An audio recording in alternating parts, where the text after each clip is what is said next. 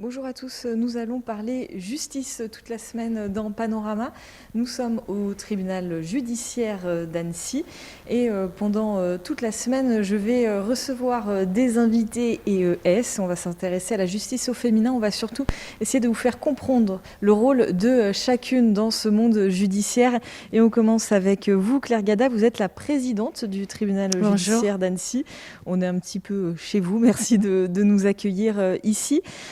On s'est mis ici, c'est là où est votre place quand vous jugez dans la salle d'audience ? Absolument. La place du président de la juridiction, mais surtout du président de la composition collégiale, sauf si, évidemment, je suis à juge unique, je suis toute seule, mais la place du tribunal est ici, effectivement. Et le président est installé au centre de la table, et quand il est en collégial, il est entouré de ses assesseurs. Alors vous êtes la présidente du tribunal. Pour résumer votre rôle, est-ce qu'on peut dire que vous êtes à la fois juge et manager ? Absolument, c'est une très bonne définition.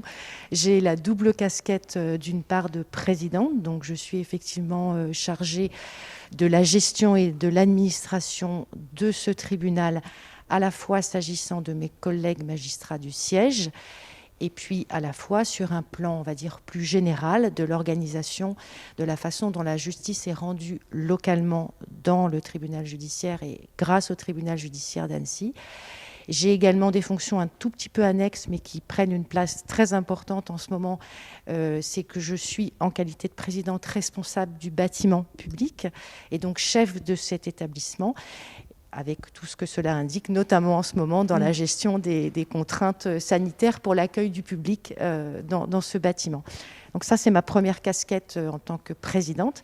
Et ma deuxième casquette en tant que magistrat, certes présidente, c'est qu'effectivement, j'ai des activités juridictionnelles.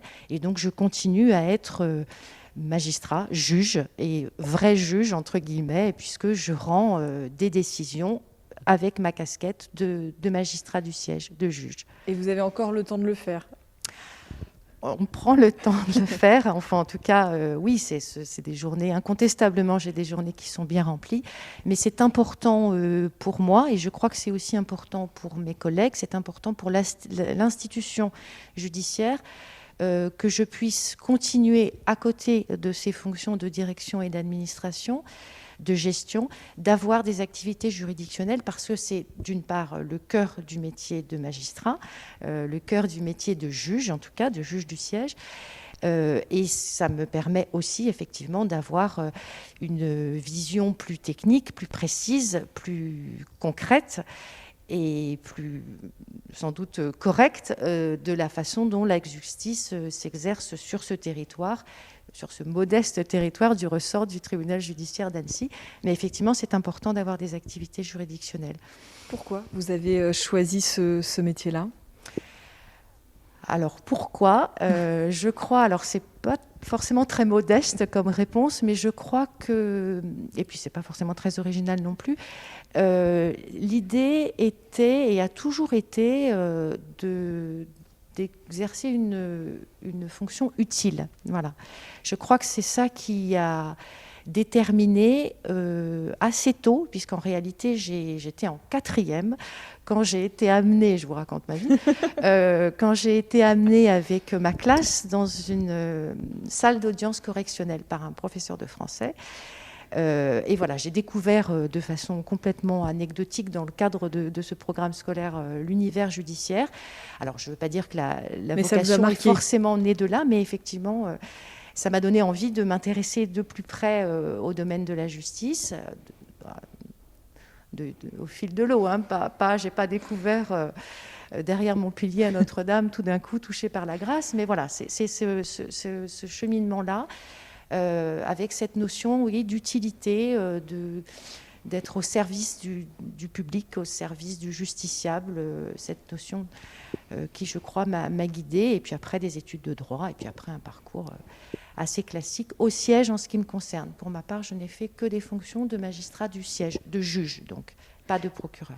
Vous avez d'ailleurs été déjà juge des enfants à Annecy, parce que je ne l'ai pas dit, vous êtes présidente depuis 1 an, mais vous connaissiez déjà un petit peu la maison. Absolument, je connaissais déjà la maison. À l'époque, ça n'était pas dans ce bâtiment-là, puisque le palais avait subi des dégâts suite à l'explosion d'une bombe, donc nous étions dans d'autres locaux. Mais effectivement, j'étais juge des enfants. Une fonction de cabinet, de mémoire, ça devait être de 2002 à 2006, il me semble. Une journée type, alors vous l'avez dit, vous avez des journées bien remplies, mais une journée type pour vous, elle ressemble à quoi? Alors c'est très difficile de répondre à cette question parce qu'aucune journée ne ressemble à une autre. C'est ce qui fait à la fois l'intérêt de la fonction, c'est, je pense, vrai pas seulement pour la présidente que je suis, je pense que c'est vrai pour la grande majorité de mes collègues, c'est sans doute vrai aussi pour les collègues du parquet. Une journée type, elle est absolument pas prévisible. Voilà, c'est-à-dire que j'arrive le matin et je ne sais pas ce que j'aurai le temps de faire dans ma journée, et c'est très rarement ce que j'ai prévu de faire. Voilà. Donc ça suppose d'être beaucoup dans l'adaptation. J'essaye d'être présente physiquement, mais aussi intellectuellement, puisque ça fait aussi partie de mes fonctions, d'être disponible. En réalité, au-delà de mes fonctions juridictionnelles qui imposent de la rédaction, et donc là d'avoir effectivement du temps, tout simplement, du temps pour étudier les dossiers, pour rédiger, pour être au calme et regarder quel est le problème juridique qui m'est soulevé, le trancher, puisque ça c'est la fonction essentielle du juge, trancher, décider. L'activité de présidente me rattrape très souvent, qu'il s'agisse, j'évoquais tout à l'heure, des réunions relatives au bâtiment, des réunions relatives à la défense de ce tribunal par rapport à la défense, non pas dans une dynamique de guerre, mais dans une défense des intérêts des magistrats et fonctionnaires qui travaillent dans ce palais, notamment dans l'attribution des moyens, notamment dans l'amélioration des conditions de travail, notamment dans la sollicitation de moyens humains et matériels. Donc ça suppose effectivement d'avoir des relations avec la Cour d'appel d'une part, et le cas échéant par l'intermédiaire de la Cour d'appel avec notre administration centrale, la direction des services judiciaires. Donc ce travail de présidente, il est essentiellement administratif et il prend parfois le pas dans la journée sur des activités juridictionnelles parce qu'il y a une urgence qui est liée, là très récemment, aux recrutements qui ont été annoncés par le ministre de la Justice. Donc voilà, là ça suppose effectivement d'être un peu réactif pour pouvoir proposer les postes qui sont, en tout cas, qui seraient attribués au tribunal d'Annecy pour pouvoir simplement organiser, rédiger les fiches de poste. Voilà, ça c'est une activité qui typiquement a pris le pas parce qu'elle était récente et parce qu'évidemment elle devient prioritaire dans ma journée par rapport à des activités plus classiques, on va dire, de magistrat du siège. Elle devient prioritaire parce que c'est un vrai besoin. On parle assez régulièrement du temps judiciaire. Ça peut être très long pour les personnes qui ont une affaire en cours. Mais derrière, il y a les moyens matériels et surtout humains. Donc c'est un sujet urgent ici à Annecy, par exemple. Alors je pense, en tout cas s'agissant des personnels de greffe, puisque maintenant l'urgence elle est vraiment sur les personnels de greffe. Donc ce sont ceux qui travaillent vraiment à vos côtés, Absolument. qui vont vous aider à rédiger les jugements, pas dans la rédaction des jugements, en tout cas pas pour les greffiers et fonctionnaires. Dans ces cas-là, pour aider à la rédaction des jugements ou pour faire des projets de projets de décision, là ce sont plutôt les assistants de justice ou les juristes assistants qui sont dans des missions qui sont de collaborateurs directs du magistrat dans ses fonctions juridictionnelles.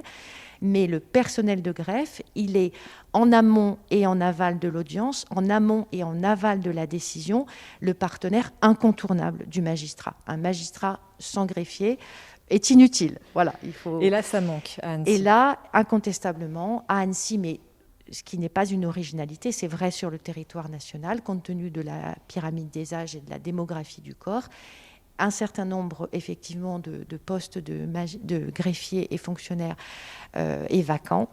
Et les annonces récentes du ministère de la Justice par rapport à la possibilité de recruter non pas des greffiers, mais d'autres personnels contractuels, est devenue une urgence, et une urgence à laquelle, effectivement, il faut, c'est de notre responsabilité de chef de juridiction, avec la directrice de greffe, répondre si on veut effectivement pouvoir bénéficier de cette possibilité d'aide et de renfort en moyens humains. Donc incontestablement, oui, là, ça devient une priorité. Ce panorama est appelé la justice au féminin, puisque j'ai le plaisir de recevoir 4 femmes sur ce plateau. Il y a une surféminisation du milieu judiciaire, surreprésentation, 76% de femmes à l'École nationale de la magistrature, ça je crois que ce sont les chiffres du concours de 2016. C'est un problème, apparemment, j'ai découvert ça en préparant cette interview. C'est rare comme problème dans notre société. Alors, je ne sais pas si c'est un problème, en tout cas, c'est une réalité. Je ne crois pas en réalité que ce soit un problème.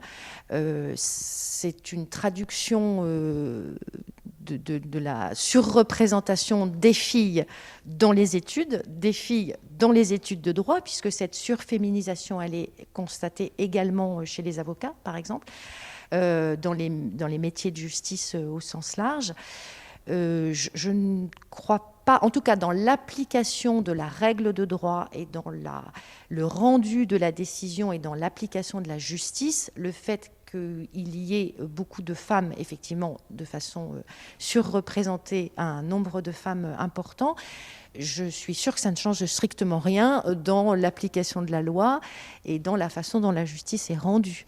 Incontestablement, la justice, elle n'est pas genrée et elle n'est pas liée à la personne qui la rend, dans sa part d'humanité, bien sûr, mais ça, c'est vrai que ce soit un homme ou une femme. En revanche, dans l'application de la décision, je ne me semble pas que ce soit un problème qu'elle soit rendue par les femmes. En revanche, effectivement, ce qui est peut-être plus récent ces dernières années, c'est, non, on n'en est pas encore à la surreprésentation, mais une évolution, qui est une évolution sociétale et aussi, de l'accession des femmes à des postes de responsabilité. Ça, c'est une nouveauté, puisqu'effectivement, ça fait 30 ans que les femmes sont surreprésentées, en tout cas chez les magistrats, mais la tendance qui était la tendance ancienne, où les femmes n'accédaient pas, ou moins que les hommes, à des fonctions de responsabilité, cette tendance, pardon pour la répétition, à s'inverser. Voilà. Mais après, vous en êtes la preuve. Il n'y a pas que moi. Vous en êtes l'un des témoins. Une des représentations, mais il n'y a évidemment pas que moi. Rapidement, quelle justice vous défendez au quotidien ? La justice au quotidien, peut-être. Alors, pardon de rebondir sur ce terme que vous employez, mais je crois que c'est ça qui est important et qui est important à faire comprendre, c'est que la justice de notre quotidien de magistrat, c'est la justice du quotidien de nos concitoyens. La justice, ce n'est pas, et ce n'est surtout pas que le fait divers, ça n'est pas péjoratif dans mon propos, mais la justice du quotidien, c'est la justice que chacun est en droit et en mesure de pouvoir recevoir, c'est-à-dire savoir qu'on peut s'adresser à un juge, en dernier recours peut-être, pour tout ce qui est susceptible d'arriver au cours du quotidien, et en tout cas au cours d'une vie. La justice, c'est la difficulté qu'on peut rencontrer avec son opérateur téléphonique, une facture trop payée ou impayée, le locataire qui a des difficultés pour faire remplacer son chauffe-eau, le bailleur qui ne réussit pas à se faire payer par son locataire, les successions, les divorces évidemment, mais pas nécessairement les moments difficiles de la vie. Le quotidien de nos justiciables est susceptible d'être porté un jour devant le magistrat du siège, devant la justice, à Annecy comme ailleurs. Et ça, c'est important. Et je dirais la deuxième chose qui, pour moi, est importante, c'est la justice du quotidien, c'est la justice accessible au quotidien. Donc la notion de l'accès au droit pour tous, c'est aussi quelque chose qui est important pour moi. Vraiment un mot pour le deuxième épisode. Je reçois Véronique Denisot, qui est la procureure ici. Quelle relation il peut y avoir entre la présidente du tribunal et la procureure, votre lien ? elles sont forcément nous sommes forcément en lien direct et les relations sont induites par le code de l'organisation judiciaire puisque nous avons toutes les deux la direction et l'administration de ce tribunal. C'est ce qu'on appelle la diarchie. Et en tout cas, avec Madame Denisot, c'est un exercice qui se passe absolument parfaitement bien. Merci beaucoup de nous avoir accordé du temps et accueillis ici dans cette salle d'audience. Merci beaucoup. Merci à vous. On se retrouve demain donc, pour un nouvel épisode de Panorama. J'accueille donc Véronique Denisot, la procureure du tribunal d'Annecy. Bonjour à tous, deuxième épisode de notre panorama de la semaine. Nous sommes au tribunal d'Annecy et nous parlons justice au féminin avec 4 invités cette semaine. Et pour cet épisode, j'ai le plaisir d'être avec Véronique Denisot, procureure de la République près le tribunal judiciaire d'Annecy. Bonjour, merci d'être là. Alors ça fait 4 ans que vous êtes arrivée à cette fonction-là à Annecy. Pour commencer, tout simplement, votre place dans le tribunal, quand il y a une audience, elle se trouve où ? Alors à l'audience, soit à la droite, soit à la gauche, en fonction de la configuration géographique de la salle et de son installation matérielle, mais à un poste qui me permet de me lever et de prendre la parole en public pour requérir l'application de la loi. Alors justement, quand vous prenez la parole, vous avez pour rôle, vous, de représenter les intérêts de la société, des citoyens. Comment ça se concrétise dans votre métier au quotidien ? Alors on représente effectivement les intérêts de la société, on est néanmoins une partie au procès, on représente les intérêts de la société, on ne roule pour personne, on ne défend aucun intérêt privé et on vient surtout à chacune des étapes d'une procédure requérir l'application de la loi.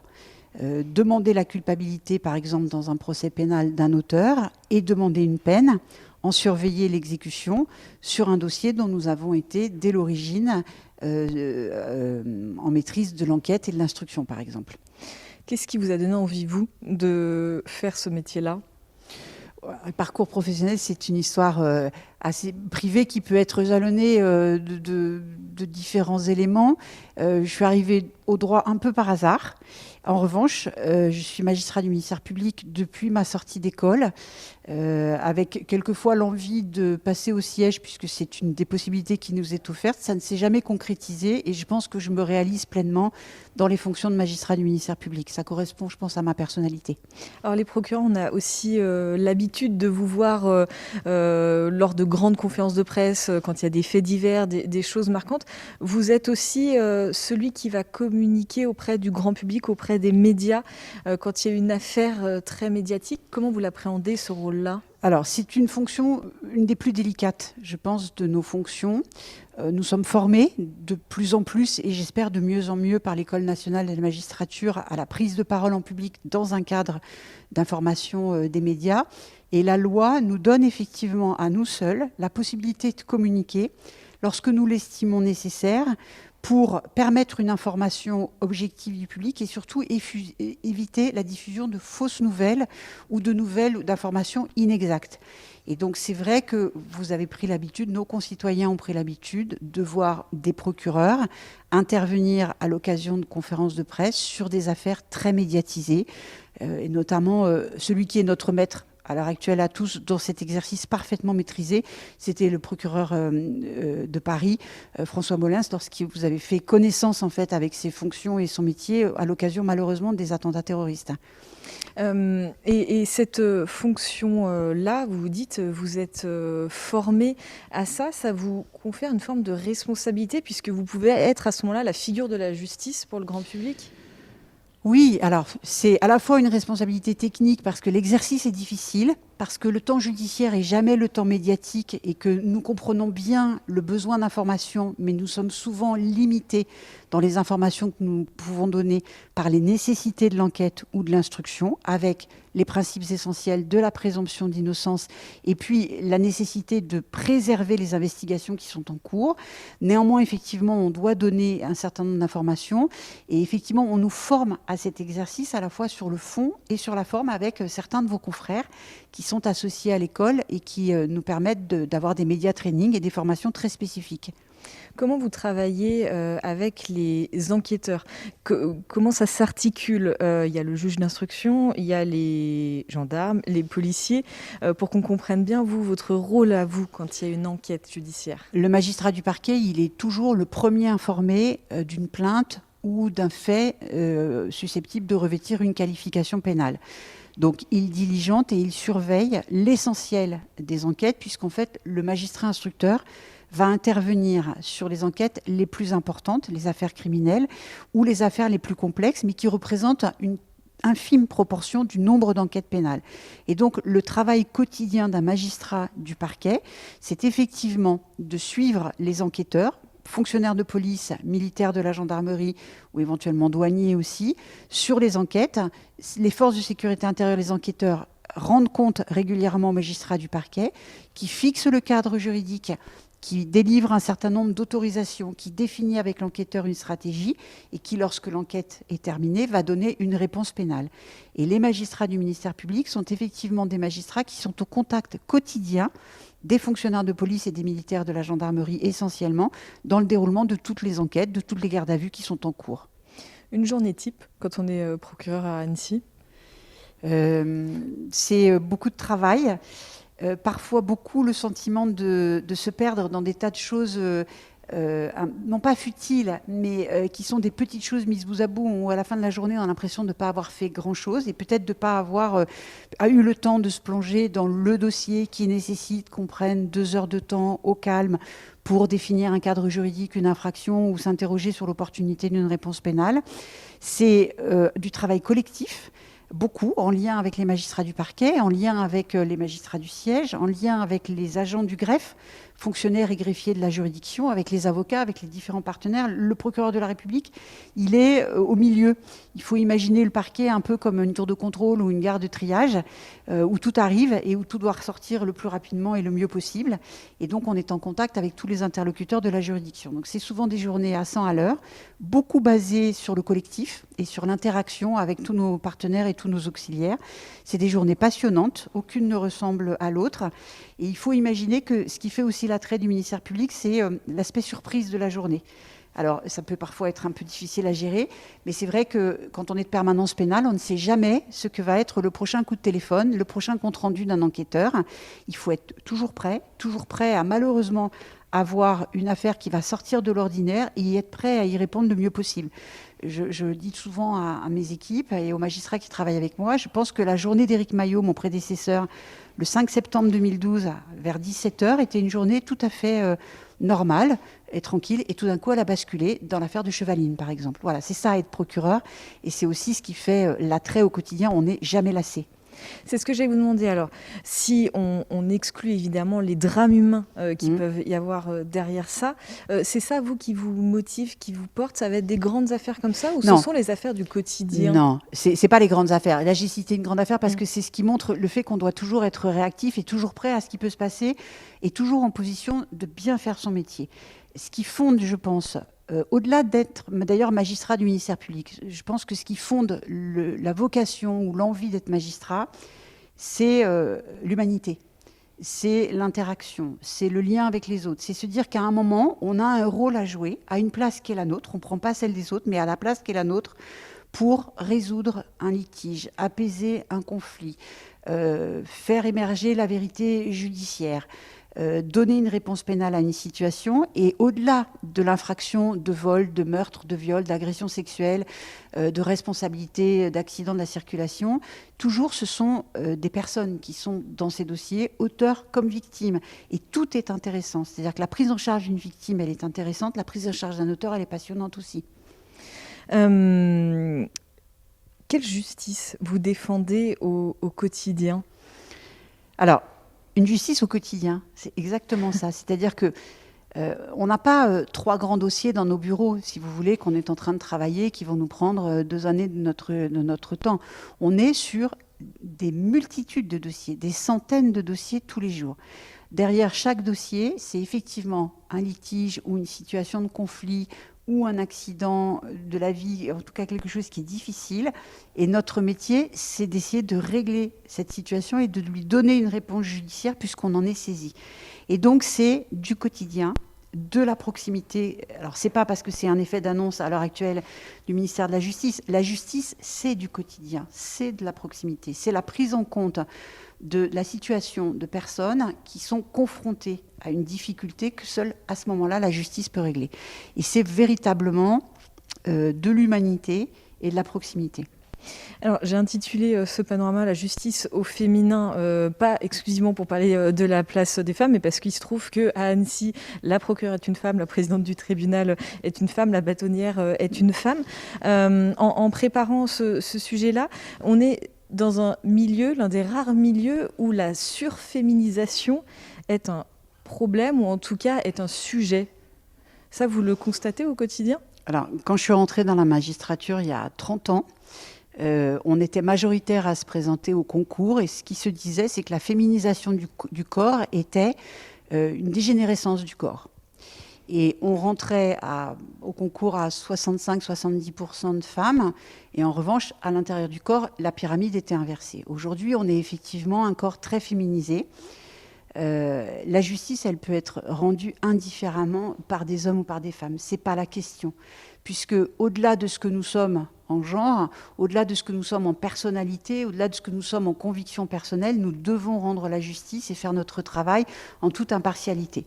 Après, ce qui me semble, c'est que la justice rendue par des femmes peut amener, mais plutôt dans les tâches d'administration et de gestion, et par exemple à Annecy, présidente, procureure, bâtonnière, directrice de greffe, responsable aussi d'une association d'aide aux victimes, nous travaillons ensemble. Je pense que la féminisation peut à un moment apporter une autre modalité de traitement d'un certain nombre de sujets, peut-être moins conflictuels, peut-être plus apaisés à certains égards. Mais la justice, quand elle se rend indifféremment, qu'on soit une présidente ou une procureure. C'est la loi qui nous dirige, c'est la loi qui nous fait notre cap et qu'on doit appliquer. Donc il n'y a pas de genre dans cette application-là. Toute dernière question, l'invitée du prochain épisode est Patricia Lionniaz, la bâtonnière de l'Ordre des avocats du barreau d'Annecy. Vous avez parlé de travail collectif tout à l'heure. Quel lien vous pouvez entretenir avec la bâtonnière, avec cette profession ? Des liens de grande proximité, parce que les avocats sont les auxiliaires essentiels et principaux d'une juridiction, tant dans la justice civile que de la justice pénale. Nous avons besoin d'eux, nous avons besoin du contradictoire qu'ils apportent dans les procédures. Nous avons besoin de leurs compétences, de leur technicité. Leur rôle est absolument incontournable. Et je dis régulièrement, en le pensant sincèrement, que meilleur est l'avocat, meilleur est le procureur. Merci beaucoup, on va conclure là-dessus. Merci Véronique Denisot. C'était Panorama, on se retrouve demain pour un nouvel épisode. À bientôt sur Vite Monde. Bonsoir à tous, ce troisième épisode de Panorama. Cette semaine, nous sommes au tribunal d'Annecy pour parler de la justice au féminin. Justice au féminin, puisque nos 4 invités de la semaine sont des femmes. Après la présidente du tribunal, la procureure, je suis avec Madame le bâtonnier de l'Ordre des avocats du barreau d'Annecy, Patricia Lionniaz. Bonsoir. Bonsoir. Alors on peut dire la bâtonnière, vous avez choisi le bâtonnier. Pourquoi ? J'ai choisi le bâtonnier parce que c'est le titre de la fonction et que bâtonnière rime avec pétaudière et bétonnière, je ne veux aucun lapsus.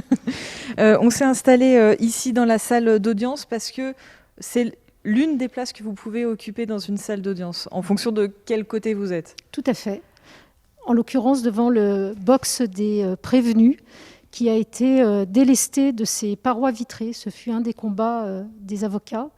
Et je constate qu'il est toujours en place, mais au moins les prévenus ont libre accès à leur avocat.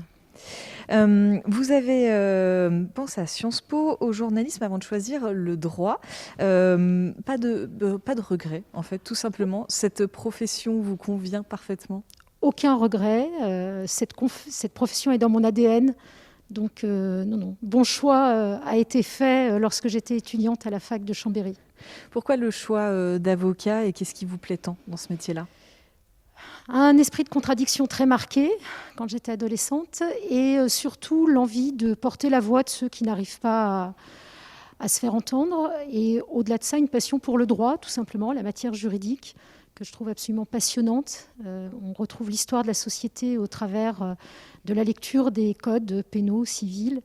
Et voilà, donc l'envie d'aider les gens, de défendre, de combattre, de soumettre des idées, de débattre, de plaider. Et puis on l'évoquait avec mes invitées précédentes, tous les secteurs de la société peuvent un moment arriver dans une salle d'audience. Vous traitez finalement tous les sujets. Alors après, vous avez des spécialités, mais c'est la société au complet qui est concernée par la justice. Tout justiciable, tout citoyen en fait est potentiellement un justiciable et est intéressé par la justice ou peut approcher la justice, que ce soit en victime, que ce soit en prévenu. Parfois, on n'a pas fait le choix d'avoir un accident, de commettre une faute de conduite, parce qu'on a un conflit civil, un voisin désagréable, parce qu'on a un conflit de construction, parce qu'on a un enfant un peu rebelle qui va faire des bêtises pendant qu'on est au travail. Voilà, tout le monde est concerné par la justice. La justice ne concerne pas les autres. Tout citoyen doit être impliqué dans l'œuvre de justice. Vous avez été bâtonnier déjà en 2014 et 2015. À l'époque, c'était la première fois qu'une femme occupait cette fonction à Annecy. Là, vous êtes de nouveau bâtonnier pour 2 ans. Donc, vous êtes un peu la représentante de vos pairs au niveau du Conseil de l'ordre d'Annecy. Quel est votre rôle en tant que bâtonnier ? Tout à fait. En fait, le bâtonnier est élu par la communauté des avocats, donc en l'occurrence les avocats d'Annecy, 266 avocats à ce jour, 99 hommes, 167 femmes qui effectivement m'ont élu l'année dernière pour un mandat 2020-2021. Donc j'ai la charge de les représenter auprès des institutions civiles, politiques et judiciaires. Je suis l'interface dans des discussions avec la mairie, avec le préfet, avec la présidente, avec Madame la procureure que vous avez interviewée précédemment. Et en même temps, je suis là à présider le Conseil de l'ordre, 18 membres, également élus par leurs pairs. Et à nous 19, eh bien, nous organisons la profession d'avocat au niveau d'Annecy. Et elle a besoin d'être organisée, cette profession. Quel type de litiges, de difficultés vous pouvez être amené à travailler ? Alors, tout d'abord, la profession d'avocat est une profession réglementée.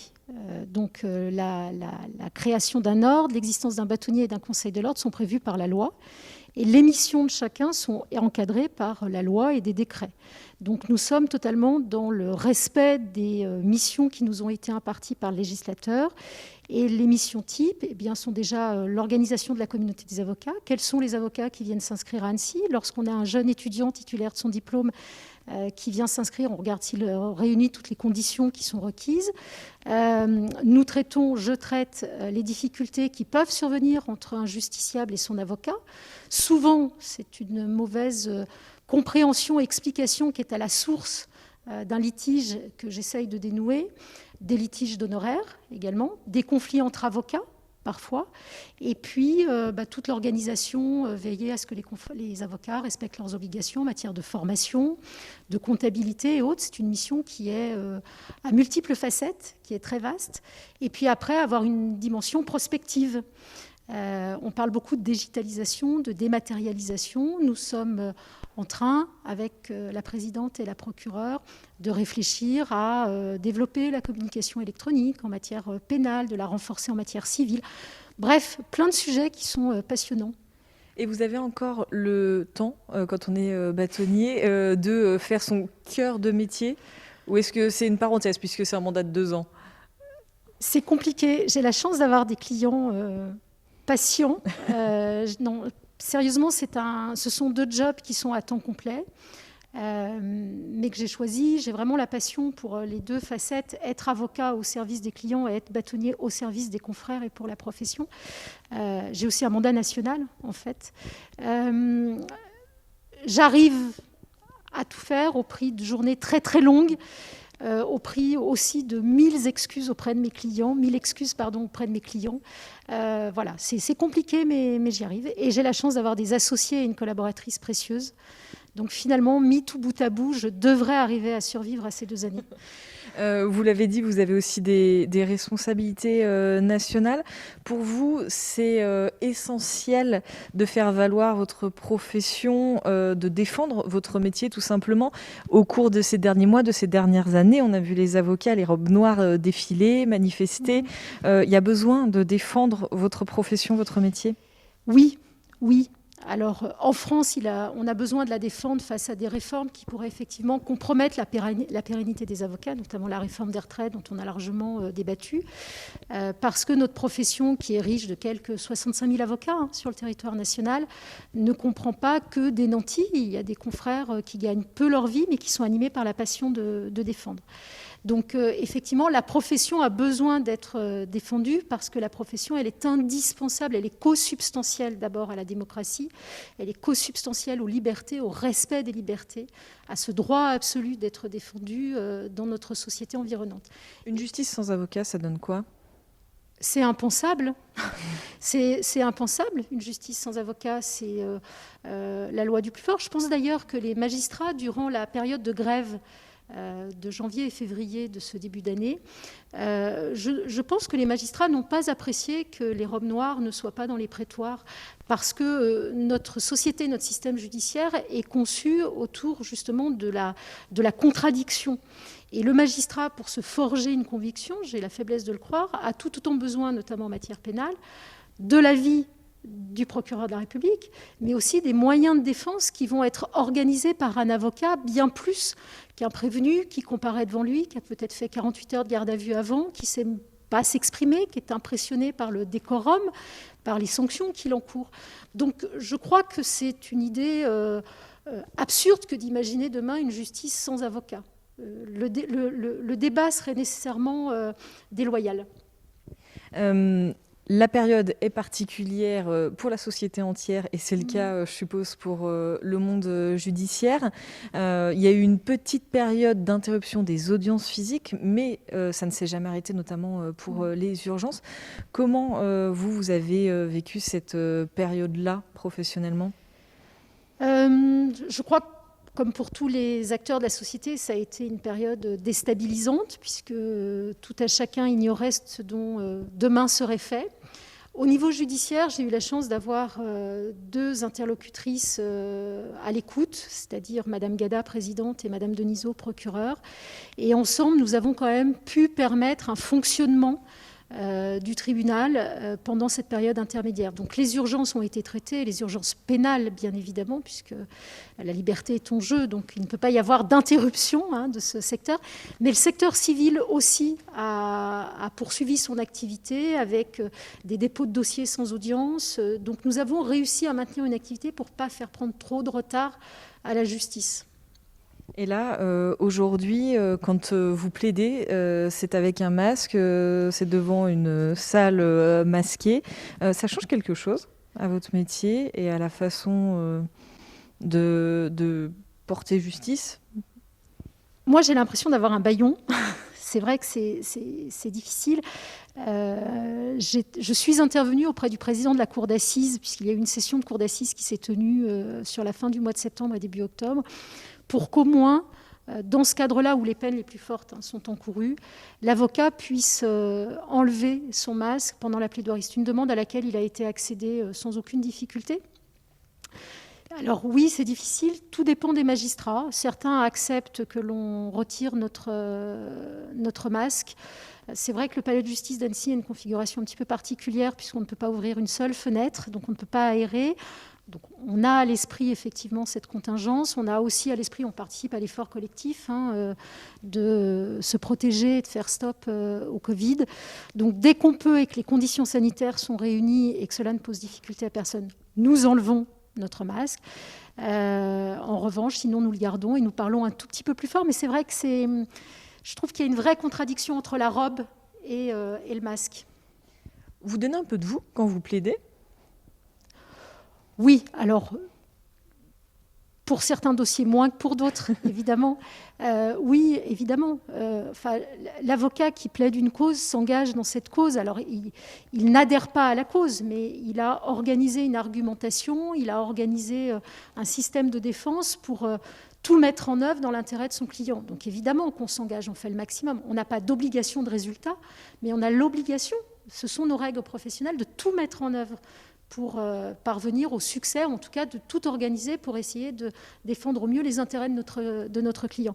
Donc oui, on s'engage. Puis il y a des dossiers évidemment qu'on s'engage, des dossiers notamment en matière pénale, quand on est partie civile, mais quand on est aussi accusé, les peines, ce qui est en jeu, l'humain qui est en jeu fait qu'on s'engage, évidemment qu'on s'engage. Puis parfois, il y a quelques dossiers, une fois qu'on les a fermés, qui restent quand même là en sourdine, auxquels on repense le temps passant, qui vous ont un peu plus impacté. Après, on essaye de ne pas mettre d'affectif, parce que, un petit peu comme le médecin qui intervient, ce serait impossible.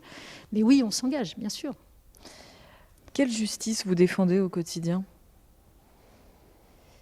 La justice que je défends, alors en tant que bâtonnier, celle que je veux défendre, c'est vraiment une justice la plus rapide possible et une justice d'écoute et de temps. La justice, elle a besoin de temps.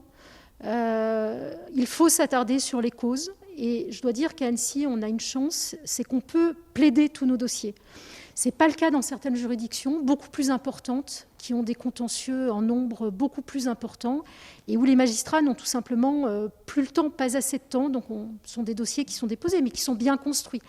Mais c'est vrai que la parole, le fait de pouvoir attirer l'attention du magistrat sur un point, sur deux points, véhicule beaucoup plus, a beaucoup plus de signification que simplement des conclusions que vous allez lire. Voilà. La justice pour tous, bien évidemment. Le barreau d'Annecy est très engagé à défendre quiconque. Nous avons des systèmes de consultation gratuites. Il y a des équipes de permanence pénale, des équipes de garde à vue, de façon à ce que chaque justiciable qui a besoin d'un avocat puisse effectivement l'obtenir et être assisté par un avocat dans le cadre d'un procès ou dans le cadre d'interrogations, tout simplement, qu'il se pose. Un mot, juste après vous, je reçois Nathalie Saint-Denis de l'Avige des Savoies, donc l'association d'aide aux victimes et intervention judiciaire. Quel lien vous pouvez avoir avec cette association-là en tant qu'avocat ? Alors, l'Avige peut diriger, et j'espère, dirige des citoyens vers le barreau d'Annecy et vers les avocats d'Annecy, bien évidemment.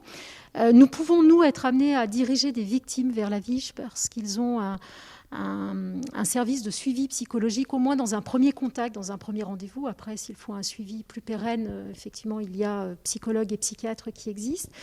L'Avige est également une association qui met à disposition des enquêteurs sociaux et notamment qui vont recueillir l'audition d'enfants mineurs dans le cadre de contentieux familiaux, des enfants qui ont demandé à être entendus par le juge. Le juge délègue à l'Avige. Et puis on a parfois l'Avige comme interlocuteur, puisqu'ils reçoivent des délégations du procureur de la République pour des mesures alternatives à des poursuites pénales. Donc dans ce cadre-là, on peut parfois aussi les croiser.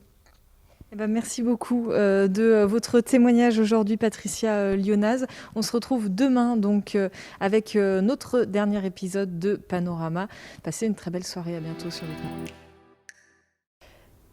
Bonjour à tous, quatrième et dernier épisode de notre série Panorama consacrée à la justice au féminin. Nous sommes toujours au tribunal d'Annecy pour cette émission et je suis avec Nathalie Saint-Denis, directrice opérationnelle de l'Avige pour aide aux victimes et intervention judiciaire, l'Avige des Savoies. Là, on est dans une salle d'audience. Quelle place vous pouvez occuper ici quand vous participez aux audiences ? Bonjour. Alors, nous, dans le cas des audiences, il est vrai qu'on intervient de façon ponctuelle si une victime sollicite notre accompagnement, puisqu'on n'a pas vocation à participer à un procès directement. Par contre, nous, on intervient plus en amont pour accompagner la victime, répondre à ses questionnements, éventuellement la prendre en charge psychologiquement. Mais elle peut également être demandeuse d'un accompagnement physique le jour de l'audience, qui peut s'expliquer par le fait qu'elle n'a pas d'avocat ou parce qu'elle a établi un lien avec une personne de notre service et qu'elle estime que la présence de cette personne est nécessaire le jour de l'audience. Alors vous accompagnez les victimes, mais aussi les auteurs et vous pouvez intervenir aussi auprès des familles. Concrètement, votre association, quelles sont ses missions clés ? Alors, notre association, elle a, on va dire, elle intervient dans 3 secteurs d'activité. Donc, tout d'abord, dans le cadre de l'aide aux victimes, l'accompagnement des victimes d'infractions pénales, où on a différents rôles. On va dire qu'on a un rôle d'accueil, d'écoutant et un rôle informatif auprès de toutes les victimes d'infractions pénales. Et on a aussi des missions un peu plus spécifiques dans l'accompagnement des femmes victimes de violences, enfin des victimes de violences conjugales en général. Et on est aussi référent événements collectifs. Et pour ce faire, on dépend d'une fédération qui est Citoyens et Justice. Qui est France Victimes. Excusez-moi. France Victimes. Notre autre secteur d'activité, c'est l'accompagnement des auteurs d'infractions pénales uniquement sur mandat judiciaire. C'est-à-dire que ça va être des personnes qui vont être placées sous main de justice pour lesquelles on va nous désigner pour accomplir certaines mesures. Et pour ce faire, on dépend d'une fédération qui est Citoyens Justice, cette fois c'est la bonne. Et on a également un rôle en matière d'affaires familiales, puisqu'on est également désigné par les juges aux affaires familiales des 5 juridictions pour effectuer ce qu'on appelle des enquêtes sociales, des auditions d'enfants. Et également, on est en charge d'un espace rencontre parents-enfants à Marigné. Tout ça sous-tend un contexte familial un peu compliqué dans lequel le juge a besoin d'être éclairé pour prendre la décision la plus juste. Que ce soit auprès des auteurs ou des victimes, l'humain a toute sa place. Cet accompagnement personnalisé, il est essentiel pour que la justice fonctionne bien. Il est essentiel pour les victimes pour qu'elles puissent faire valoir leurs droits et sans parler de droits, faire valoir leur histoire aussi, leur vécu de victime. Donc, c'est souvent le vécu de victime, ce côté humain, on va dire, qui est le plus important pour la victime, hein, au-delà d'autres choses qui sont plus matérielles ou d'ordre financier. Et pour la prise en charge des auteurs, l'humain est important. Pourquoi ? Parce que si on ne prend pas en compte l'individu en tant que tel,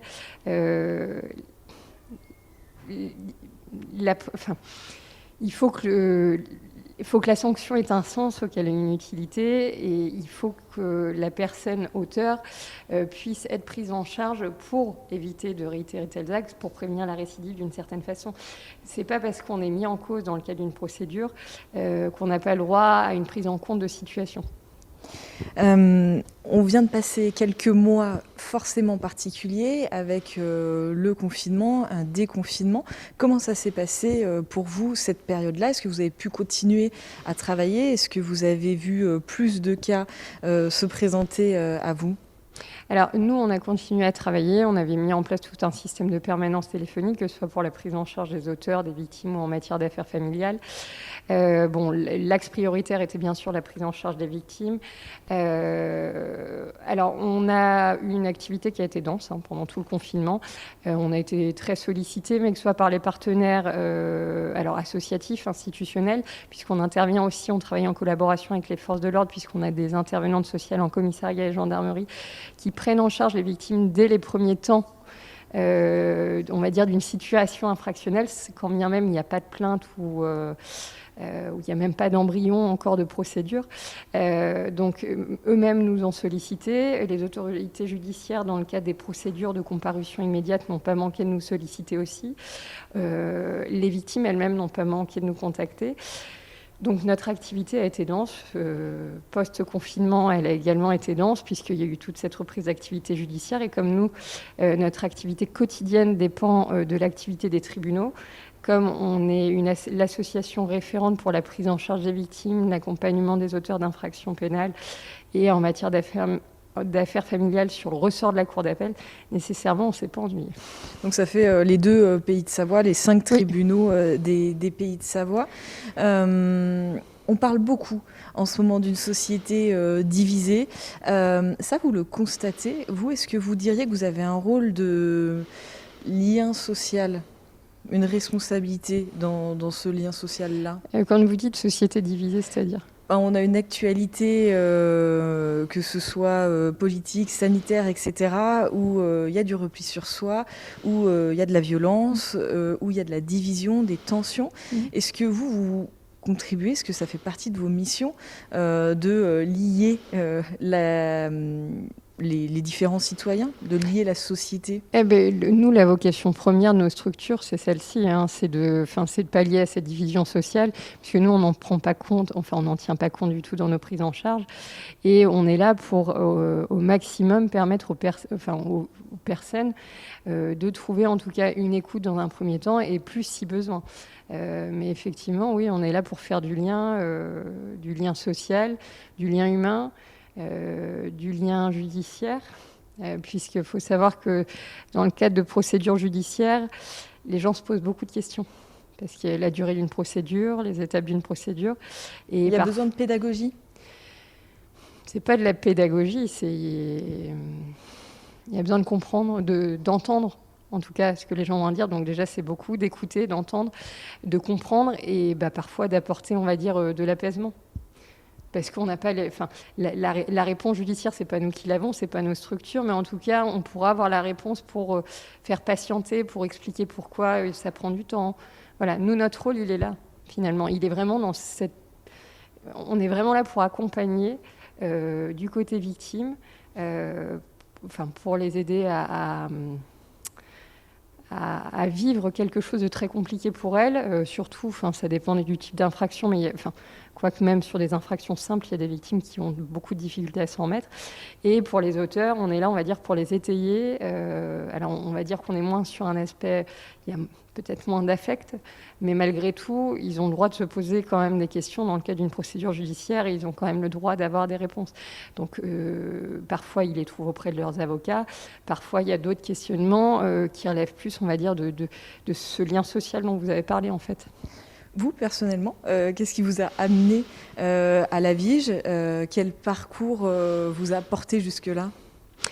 Alors, moi, qu'est-ce qui m'a apporté à la Vige? On va dire un parcours de vie, le hasard de la vie, si on peut dire. Non, pas tout à fait quand même. Mais, j'ai fait mes études, donc je suis diplômée en droit pénal. J'ai un bac+5 en droit pénal. À l'issue de mes études, j'étais plus, on va dire, orientée vers une fibre sécuritaire que judiciaire. Donc, je me suis orientée sur l'aspect sécuritaire et donc j'ai intégré les services de l'État dans d'autres fonctions. Et à un moment donné, ma vie personnelle aussi a fait que j'ai dû faire des choix. Et du coup, j'ai recherché à revenir sur du droit pénal, une activité qui était plus en lien avec le droit pénal, puisque c'était ma formation de base. Et c'est comme ça que j'ai intégré la Vige. Donc j'ai d'abord été intervenante, coordinatrice, et puis je suis passée directrice opérationnelle. Et on est sur une codirection avec Madame Bouvard, qui est directrice administrative et financière. Qu'est-ce qui vous motive dans les missions? Alors il y a des missions très vastes, hein, on l'aura compris, mais qu'est-ce qui vous motive au quotidien dans votre rôle? Qu'est-ce qui motive? La justice. Voilà, le sens de la justice. Et puis, oui, la justice humaine, en fait. Cette possibilité. Ce qui est intéressant dans notre travail, c'est qu'on a. Alors, il n'y a pas de bon rôle et de mauvais rôle, mais on n'a pas le rôle de décideur final. On a un rôle qui est assez neutre, c'est-à-dire dans lequel on peut avoir un lien plus ou moins établi avec une personne. Et donc on peut lui apporter quelque chose, en tout cas dans le cadre de cette procédure, alors que ce soit ça peut être apporter simplement des réponses, mais ça peut lui apporter de la contenance. C'est toujours intéressant de voir que, alors pas forcément moi à titre personnel, mais que mes intervenants, notamment mes psychologues, quand elles mettent en place des dispositifs de prise en charge des victimes dans le cadre des assises, que les avocats n'hésitent pas à nous solliciter, parce qu'il y a un réel besoin finalement. Donc ça veut dire qu'on apporte à une victime, qu'on l'aide à surmonter un événement qui a été traumatisant, ou en tout cas qui apporte beaucoup d'émotions auprès de cette personne, et qu'on va peut-être l'aider à passer à autre chose finalement, à tourner une page. Ou d'une autre manière, c'est toujours aussi intéressant, on encadre des stages de responsabilisation et violence conjugale à destination des auteurs de violences conjugales, de pouvoir échanger, recadrer et orienter ces personnes par rapport à des préconçus qu'ils peuvent avoir ou à des carences éducatives qu'il y a eu. L'échange est très intéressant, que ce soit à notre niveau qu'au leur, et leurs retours sont aussi intéressants. tout en sachant qu'on reste sur un cadre strict, puisqu'on est quand même dans l'exécution d'une sanction pénale. Et ça, il ne faut pas l'oublier. Mais le fait, justement, d'être dans le cadre de la sanction n'exclut pas un échange, on va dire, humain. Vous y avez un petit peu répondu, mais ça va être ma dernière question, comme aux 3 autres invités. Quelle justice vous défendez au quotidien ? Une justice humaine et juste. Voilà, il n'y a pas... C'est-à-dire que la justice... de toute façon, la justice française, je pense qu'elle est humaine, puisqu'elle prend quand même beaucoup en compte la personne, que ce soit la personne victime, la personne auteur. Et bon, elle est juste parce qu'elle répond quand même à des... Elle répond quand même à des critères d'application qui font qu'elle est nécessairement... il y a un cadre dans lequel donc on ne peut pas faire ce qu'on veut. Les magistrats prennent en compte les situations au mieux pour pouvoir trancher une situation de la façon la plus juste possible. Merci beaucoup de nous avoir accordé un petit peu de temps. C'était Panorama depuis le tribunal d'Annecy, la justice au féminin. Merci de votre fidélité. À bientôt sur 8 Mont Blanc.